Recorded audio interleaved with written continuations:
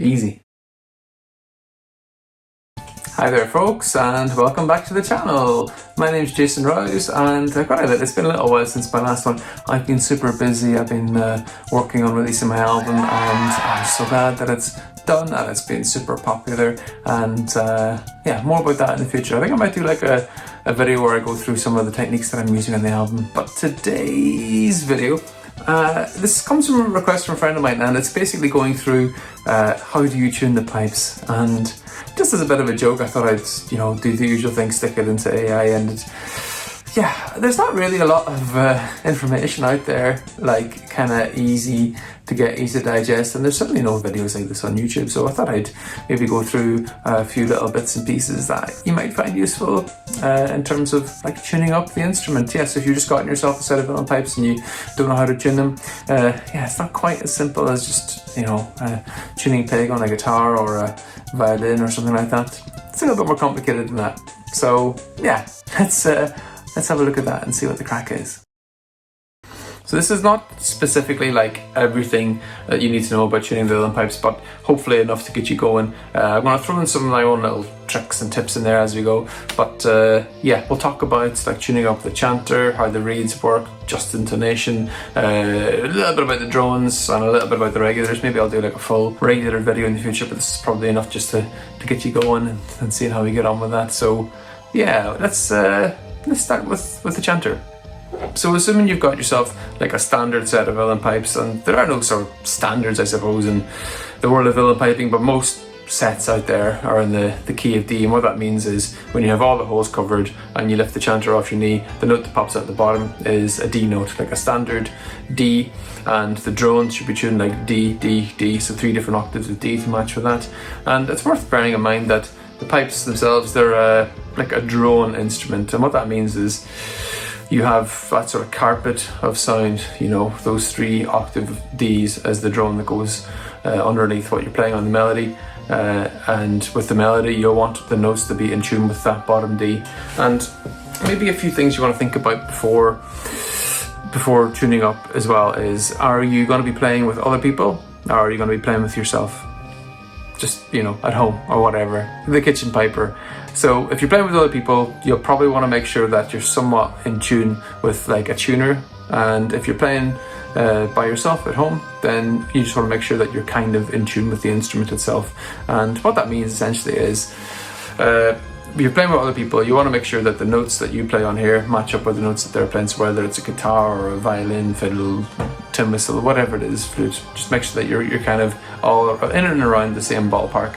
And if you're playing as a solo instrument, then it doesn't actually have to be massively in tune. You can use a tuner to keep things in the right ballpark, but as long as the chanter, the drones, the regulators, they're all in tune together as an instrument. So when you play one note, like say you play an A on here, you play an A on the regulators, and you've got your drones going, it's the same note across the board. That's what you're looking for.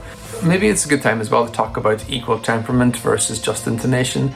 Yeah. So most instruments, when you take a piano as an example, when you press a button, press a key on a piano, it plays a note, and that note's in tune. Now, if you do the same with the keyboard, or you pluck a guitar string or whatever, you play that note, and that note pops up on your tuner, bing, bing, bing, in the middle. Not the case with the Uilleann pipes, and they use a different type of tuning system, which means that some of the notes are bang on in the middle, some of them are slightly flat, some of them are slightly sharp, and it's just little micro adjustments that you need to do to make sure that the instrument that you're playing sounds in tune with itself. I'm sure this whole video is about just intonation and stuff like that on YouTube, but all you need to know is that if you're playing the pipes, then the notes need to be slightly sharp or slightly flat. And I'll put a link in the description, or maybe I'll put something up on the screen telling you what the notes are supposed to be, and I'll show you a little trick in a minute for how I like to navigate this as well.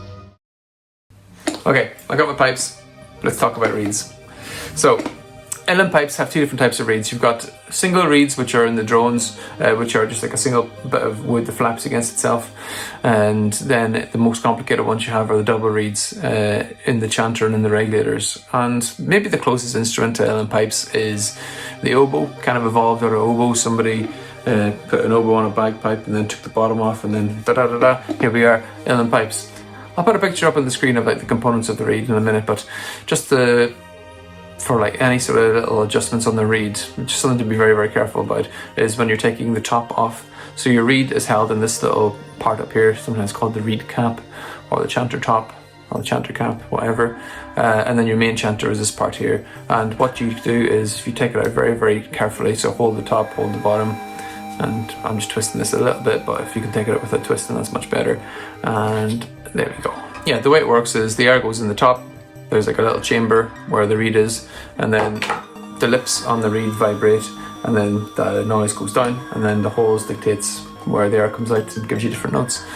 Relatively straightforward. Here we go. So this is a chanter reed, and it's made up of a couple of different components, but in terms of tuning it up, there's maybe two things that you want to think about. One of them is how far it is within the actual chanter itself, so how far out or how far in, and then the other one is to do with this little brass belt around the top. It's sometimes called the bridle, sometimes called the belt, and sometimes you can get like wire ones, which is what people do for oboes.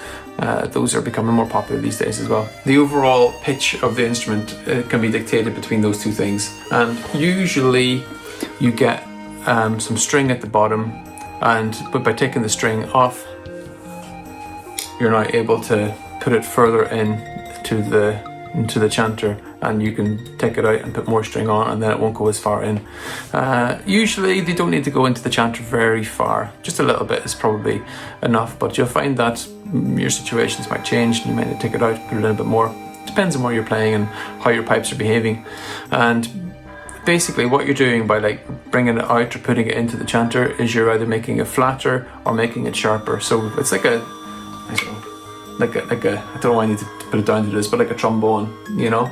So you're pushing it out and that's making the instrument longer, or you're pulling it in and that's making it shorter. So longer is flatter, and then bringing it in next to sharper. I'm doing me. Anyway, so very, very basic manipulation of tuning on there. You can make things flatter by taking it out and make it sharper by putting it in.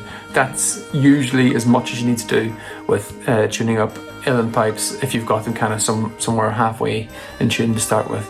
So like little micro sort of tuning up bits, nice and easy. The reed comes up, makes it flatter. The reed goes in, that makes it sharper.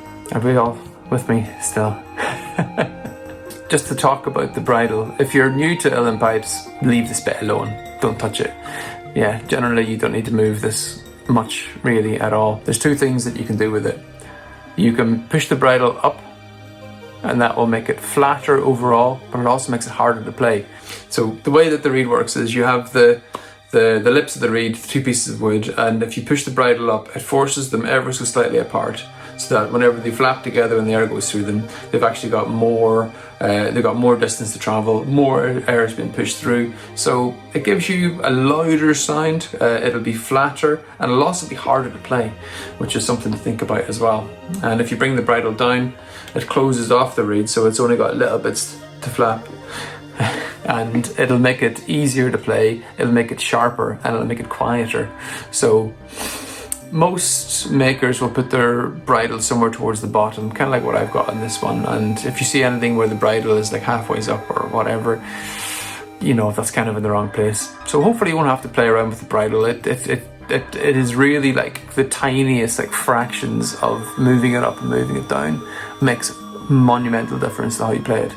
And then the other thing that we can do is if you've brought it down and it's kind of in tune, but maybe it's too soft or it's too easy to play, you can take some pliers and just pinch the sides ever so slightly. You know, just a little bit here, you know, with some pliers. And what that does is it forces the lips to open up a little bit, and even just like the tiniest little bit of squeeze on there, that will open it up a whole load, you know. And again, you can do the opposite. You can sort of squeeze the sides to the other way, you know, even just with your fingers, and that will make the reed close in a little bit more. Yeah, you don't really want to be moving the bridle up and down, because it's like, I don't know, it's like moving the frets on a guitar, if that makes sense, you know. So you might get one of the notes in tune, but then everything else is like thrown off. So yeah, try and keep it to, you know, towards the bottom, which is usually where a reed maker will position the bridle. And then hopefully you won't need to move it up or down, the bridle itself, you know. And then the majority of your sort of adjustments you can do by just moving the chanter in or out of moving the reed in or out of the chanter, hopefully. So got a tuner here, pop it in the background so you can keep an eye on it, but it really doesn't make that much of a difference. Maybe you can see if it goes like green or if it goes red. What evs, really. In terms of like the chanter, the things that you want to look out for to start off with is your chanter easy to play? Like, is it possible to play it and get all the notes without it being too pushy? If you've just got a set of Uilleann pipes, this might be a bit of a tricky one because you might not know what the pressure should normally be, but it shouldn't be too hard to play, you know?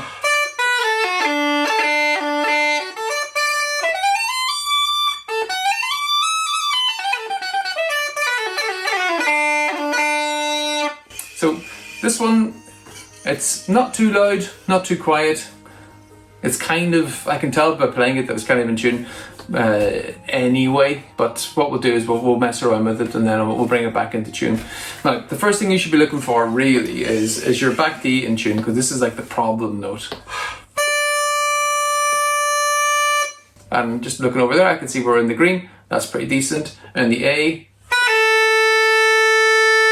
a little bit sharp, that's all right. And then the bottom note, bear in mind there are two different bottom Ds and it's very difficult to get them in tune. One of them, if you blow softly, it'll be a bit flat, and one of them, if you push a little bit harder, it'll be sharp. And it's personal preference, whichever one you like. I normally use the harder one with a bit more pressure. Let's see what that comes out. It's probably a bit sharp.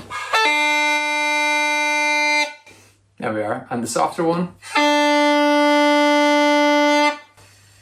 Softer one is spot on actually, there we are, but yeah, the difference between them is, you know, the harder one, bit more push, bit more sharp, bit sharper.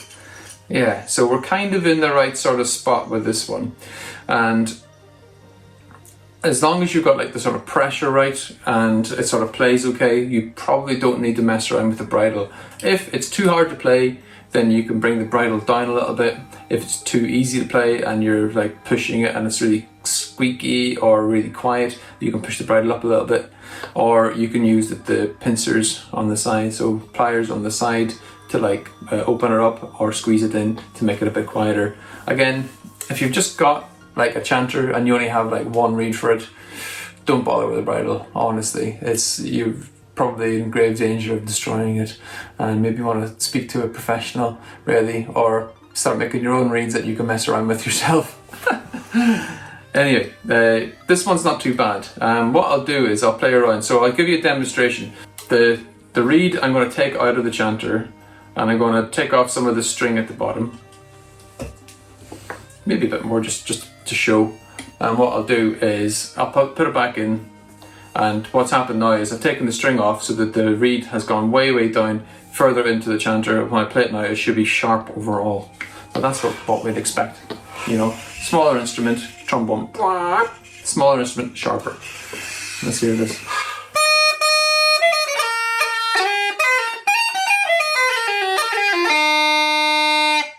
There we are, massively sharp. Okay, so that we can remedy by putting more string along the bottom. And then that forces the reed to be further out of the chanter. So I'll just go back and do that and I'll speed this bit up. There we are. When you're putting it back in, it's always worth making sure that the reed is like straight. You know, make sure it's in like properly. It's not going to scrape against the sides of the reed cap on there. There we go.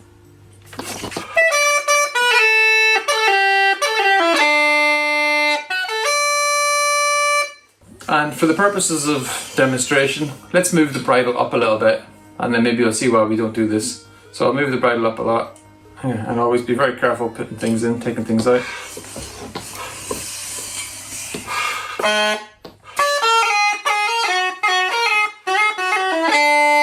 There we are. So a nice example of a chanter that's too hard to play. I can't get the upper octave, the back D's gone, it's very loud, it's very flat.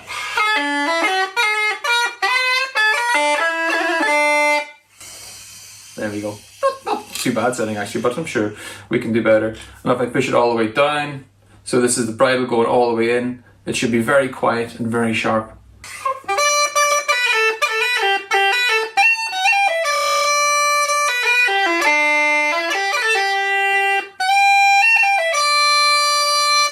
Yeah, and that gurgle on the back note, That's an indication to me that the chanter reed is too closed, you know, it's like not able to cope with that note.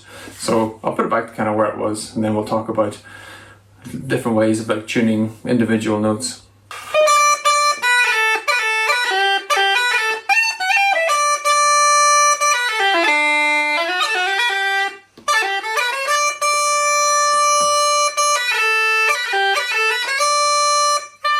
There we are.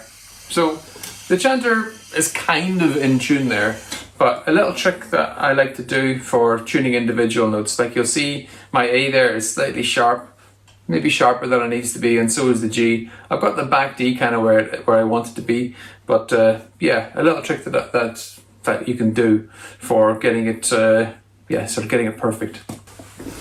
And here's the little trick. Tape. So this is electrical tape, and you want to get the stuff that's not too sticky, so it doesn't leave that awful gunky residue. I don't know which ones are which, but this one's pretty good. Essentially what you can do is, with the holes, you can put some tape over the holes. So you can see I have it down here and up here. So this is like B, A. So my A hole, I can make it a bit flatter with this here. There you are. And then essentially it's the same as like sort of half holding it. If you've ever done that with like a tin whistle, or even on the pipes, you know, you sort of cover the hole a little bit and it makes it smaller, so it's a bit flatter, and then if you lift it off, it gives you the whole note. Yeah, so you're essentially, it's kind of like moving the hole down a bit, you know.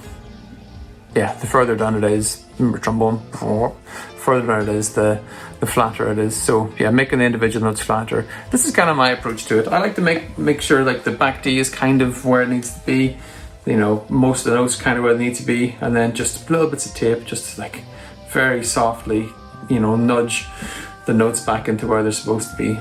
Yeah, so this should make the A a bit flatter than it was before. That's how we look. Maybe a little bit too flat as well still, but again, you get the idea. You can go through it a little bit at a time.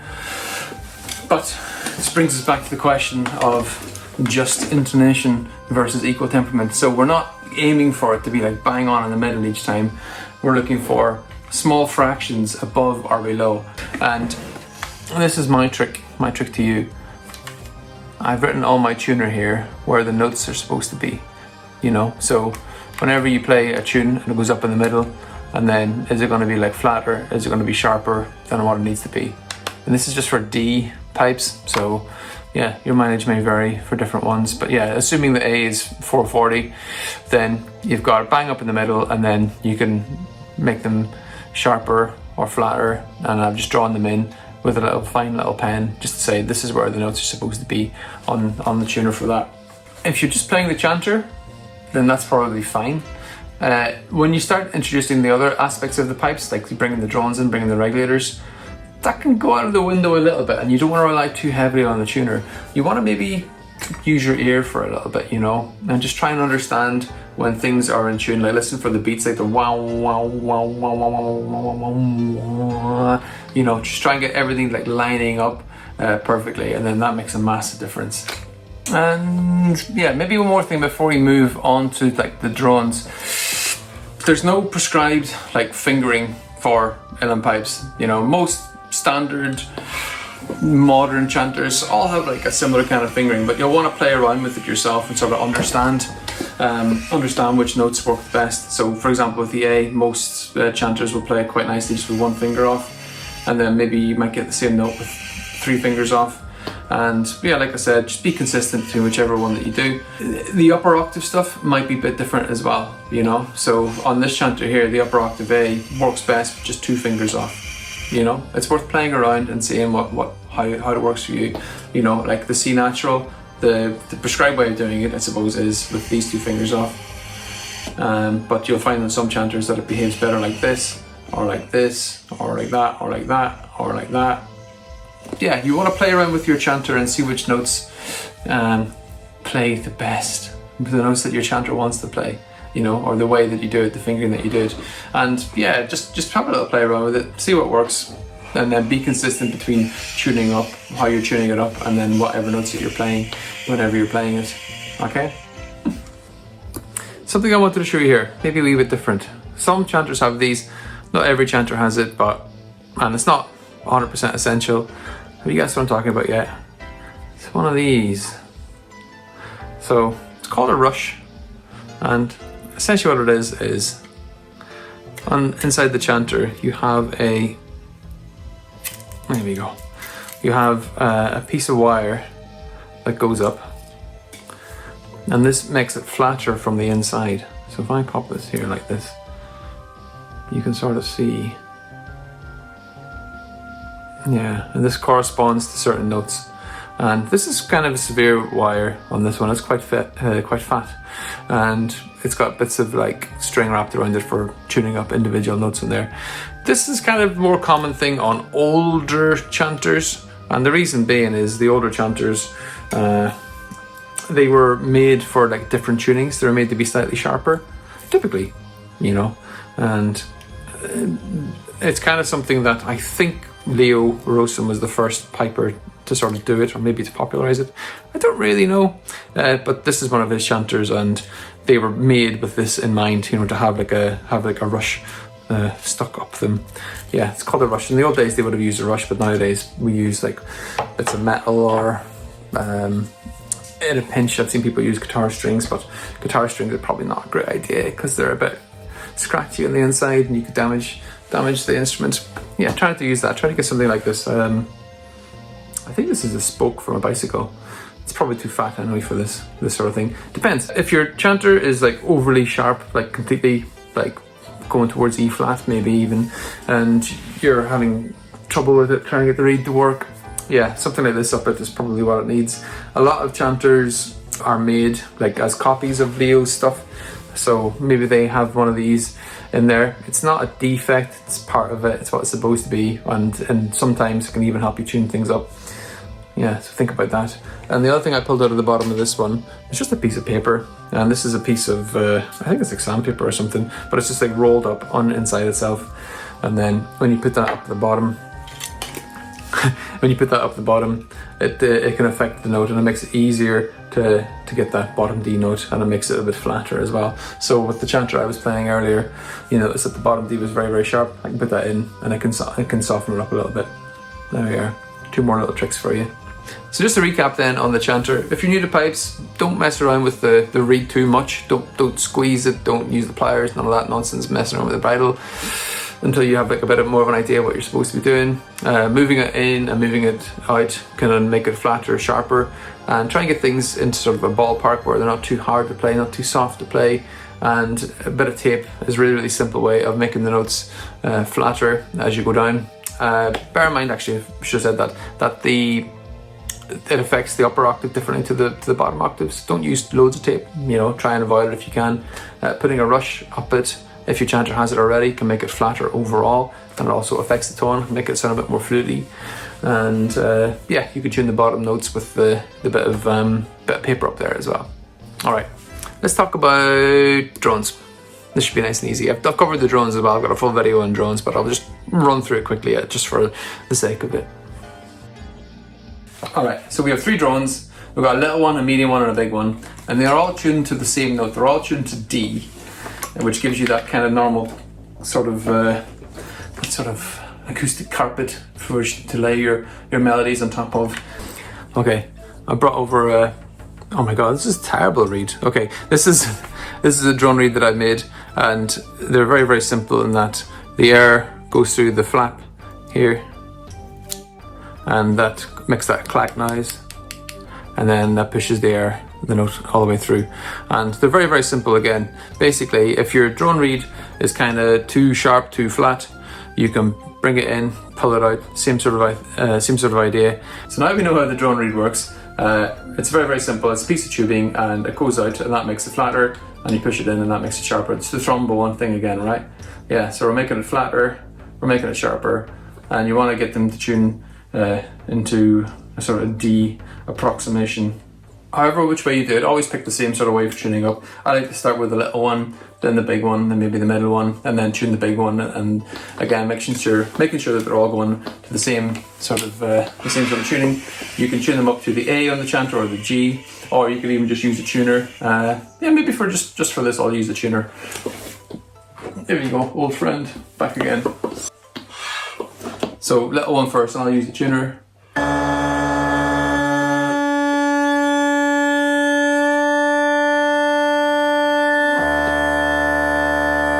Didn't need to do that time.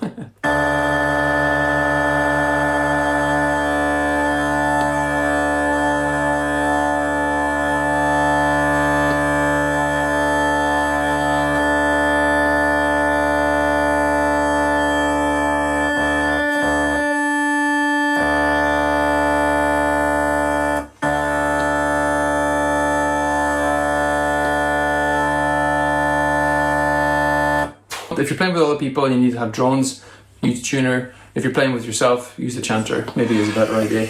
Yeah, so if I do like yeah,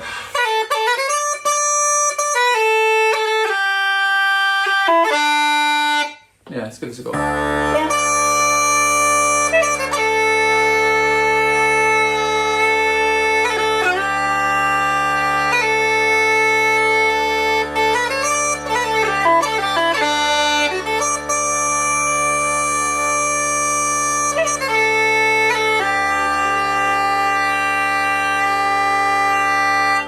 Yeah, and if you have the drones, it's a good way to check your chanter's tuning because you can instantly hear. And what I'm doing with that is I'm just sort of covering like the whole ever so slightly if it's too sharp or too flat, so you can get a better idea with that as well. So I think maybe the A tape needs to come off and maybe put that on the G ever so slightly. So when you've got them all sort of going together, you can really go into the minutiae of like getting the individual notes in tune and then finding out which notes which sort of fingering that it actually likes as well. If you don't have drones, you can just go on and get like a sound sample of some drones. There's an app called Regulators, made by Michael Eskin, that I use on my phone, and you can just press a button and the drones play. So you can use that to get everything in tune as well. And it's actually a really good one for tuning the regulators, which we'll have a look at now. Right, let's talk regs. This is where the real trouble begins. Now the easiest one to get into tune is probably the bass reg. And just to show you what this one comes off, actually, it's quite cool, quite handy. And the reed in this one is almost like a sort of standard chanter reed. And yeah, you'll notice on mine I've got some blue tack on there to stop it from wandering around by itself. And it also helps make it a bit quieter as well. So yeah, they're just the same as chanter reeds, only they're typically a bit smaller. And the little tenor one should be a little teeny weeny reed. I think this is actually a really tiny reed in this one.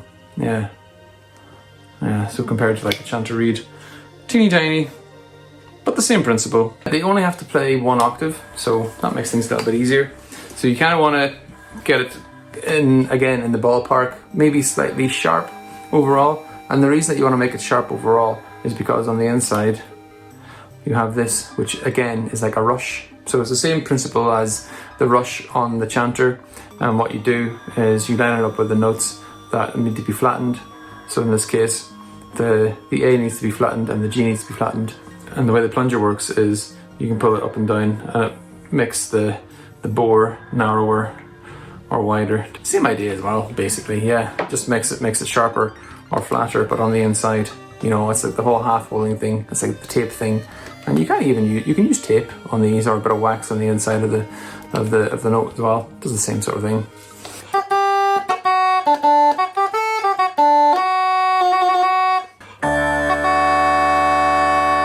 So that's too sharp. That's kind of right.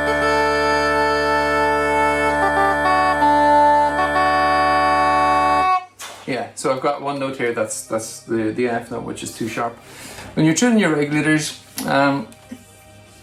it's kind of recommended to start with the highest notes and get that in tune first and then tune the other ones as you go, because what you can do is with the highest note, if that's kind of out, like maybe it's too flat, then the rest of the notes are probably too flat as well. And if it's really too sharp, when you start adding like blue tack or material or whatever up the rush, then it can affect the bottom notes as well with turbulence. So making sure you get that first one right, if you're going to use it. I don't always use it. It can be a bit of a problem one, but yeah, you want to get it going in the right sort of way. All right, here we go. So yeah, essentially like a skinnier, smaller chanter reed, and then let's have a look at what horrors are inside here. There we are. So a nice way of checking this against what notes are supposed to be in tune and which ones aren't is to put it up to where it's supposed to be, then you can see how it affects it, you know. So yeah, I can see that this is going all the way up past the A note. So if I were to move the plunger up and down, it's going to affect, you know, up past the A note and make that note flatter. And if I pull it down, it makes the A note sharper, which is fine. And what I've got on here, and you don't really need to do this, you can use, I mean, in the old days they would have used bits of rush, you know, like you would have got, you go at, you know, down Cardiff Bay and get some rushes and then put them on here. But I'm just using blue tack because it's handy. And there's different types of blue tack that you can get. You usually get the stuff that isn't too sticky because that can clog the inside, and your pipe makers will have a nightmare trying to get that stuff out. So get stuff that isn't too sticky. And yeah, the reason this stuff's good is you can sort of mold it and get really like good results pretty fast with this.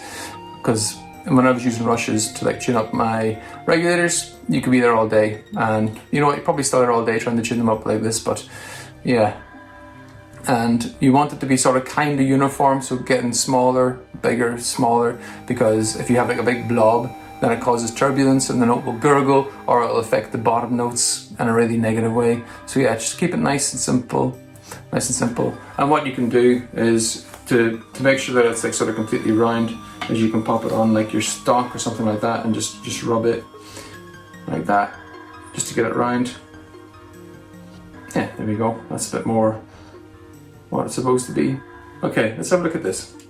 So just moving the regulator, the tuning pin up and down, I can make a sort of overall sharper, overall flatter. Let's see how that sounds.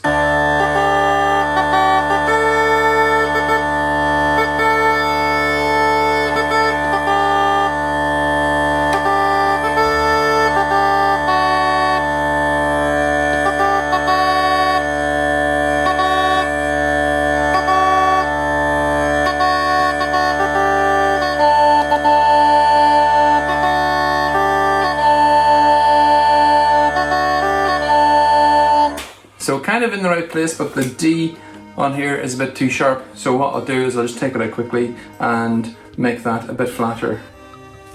So what I'm doing is I'm measuring down to where the D should be, and I've kind of got it here with a little bit of this white blue tack, and it just needs a little bit more on there. There we are. So I've got like a little tiny bit here. I'm going to put this on around, and that should make it a bit flatter. So what I'm doing is I'm making the inside of the regulator wider there. Sorry, I'm making the inside of the regulator there smaller, so it makes, there's less air going through, and it's essentially like half holding the note. Okay, here we go.